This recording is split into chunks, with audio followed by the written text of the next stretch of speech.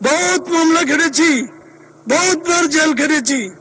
এই রাজপথ একমাত্র নারায়ণগঞ্জের গাজীপুর, মুন্সিগঞ্জ এবং নরসিংদী, মানিকগঞ্জের লোকে রাজপথ ঢাকার কাবাইতো। কিন্তু আমাদেরকে দেন 2 মিনিট, 3 মিনিট, 4 মিনিট, এটা হবে না। আমাদের সময় বাড়াই দিতে হবে। মাননীয় স্পিকার, আপনি বহুত মামলা আমার জামিন করে আছেন। এখানে বসে আছে জনাব মাহবুবউদ্দিন খোকন সাহেব সহ আজকে আইনমন্ত্রী সাহেব, বহুত মামলা আমাদেরকে বেল করেছে।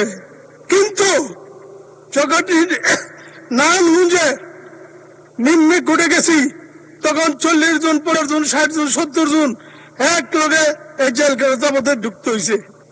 মাননীয় স্পিকার, আপনি জানেন আমরা কিন্তু নারায়ণগঞ্জের লোক।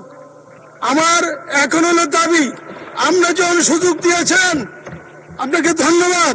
এখন আমার দাবি, মাননীয় স্পিকার, সোনারগাঁয়ে একটা হসপিটাল আছে 50 শয্যার, কিন্তু লোক বল 31 শয্যার, কোন মেশিনপত্র নাই। আমি আমাদের পাশের এলাকা, পাশের থানা নরসিংদী থেকে আজকে স্বাস্থ্যমন্ত্রী হয়েছে। ধন্যবাদ মাননীয় সদস্য। 1 মিনিট দেয়া হলো। 10 মিনিট দিতে হইব। 1 মিনিট দেয়া হলো। 10 মিনিট, এখানে 10 মিনিট, হোপফুলি 10 মিনিট, 10 মিনিট দিতে হইব আমাকে। মাননীয় স্পিকার, সোনারগাঁয়ের স্বাস্থ্য কমপ্লেক্সে নাই কোনো মেশিন, নাই কোনো যন্ত্রপাতি। আর সোনারগাঁয়ে আমার একটা দাবি, আমাদের ক্রীড়ামন্ত্রী জনাব আমিনুল ইসলাম সাহেবের কাছে সোনারগাঁয়ে আমরা একটা স্টেডিয়াম চাই। আমি জায়গা দেব, সব দেব, সব দেব, কিন্তু স্টেডিয়াম দিতে হবে।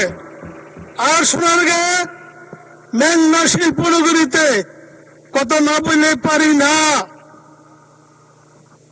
এখানে যারা প্রথম সারিতে বসা আছে, বিগত স্বৈরাচারী সরকারের আওয়ামী লীগের সরকারের সাপ। কোরআন যে পড়তে বসি